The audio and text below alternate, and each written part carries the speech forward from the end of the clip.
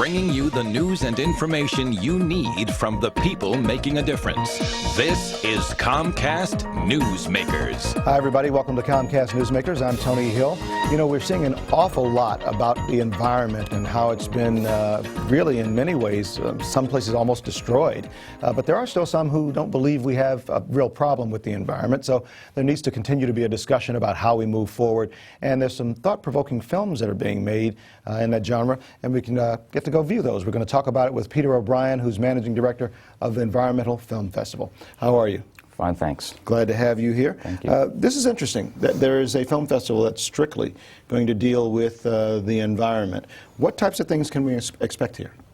Well, we show films on a wide range of subjects. We really try to have a diverse selection of films. We're showing 115 films throughout Washington this year, and you know, they cover topics such as the environmental impact of war, all the way to more traditional topics like land conservation or global warming or water issues. Sure. So. And the festival opens on March 11th. With a film that deals with subject matter you just mentioned. It's called Scarred Lands and Wounded Lives, the Environmental Footprint of War. You've got films from all over the world. Yeah, we have films from over 20 countries in the festival this year, and we show a number of international films at embassies in Washington.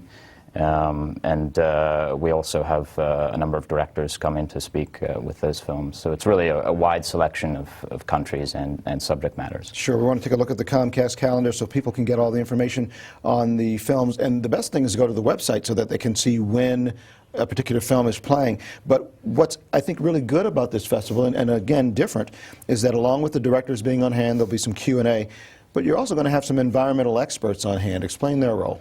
Well, we always try to have, you know, a panel discussion or a Q&A session after as many screenings as we can, because we really feel that it makes the experience, you know, a better experience for the film goer. And of course, there are a lot of issues that come up in these films that people really want to ask questions about or discuss. So we have quite a number of directors on hand and also environmental experts to speak about those issues. And then after people get home, I understand the discussion, rather, is going to continue. Yeah, exactly.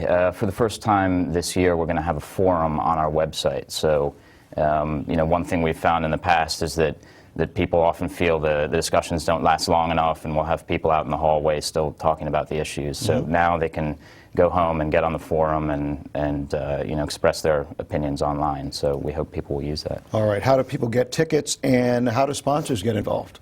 Well, in terms of tickets, we're a unique festival in the sense that most of our screenings are free. Some do require tickets. It depends on the venue, and so people, if they have a program, should check each description of each event, and it will describe it, and that can be read online as well. Okay. And in terms of sponsors, again, the best thing to do is to go onto our website, and we explain how to become a sponsor of the festival. We're always looking for new sponsors. So. All right, and then for next year, for the other filmmakers out there who may want to give a stab at making an environmental film, right. What do they need to do to potentially be entered in the festival? Well, they should really contact us and describe to us what their film is about, and then we can have a sense of whether it's something that we might be able to include in the next festival, and then they can send a copy to us. So. All right. Well, this is very interesting and very timely as we all try and decide what needs to be done to make sure that we keep our planet intact for the next generation and generations to come. So very thought-provoking. Hopefully we'll get lots of people to come out and walk away with it with a better sense of what we ought to do. Thank you for coming in and talking to us. Thanks a lot. My pleasure. That is Peter O'Brien, who is Managing Director of Environmental Film Festival. And for more on how Comcast is involved in your community, please check out On Demand and click Get Local. Thanks for watching Comcast Newsmakers. Till next time, I'm Tony Hill.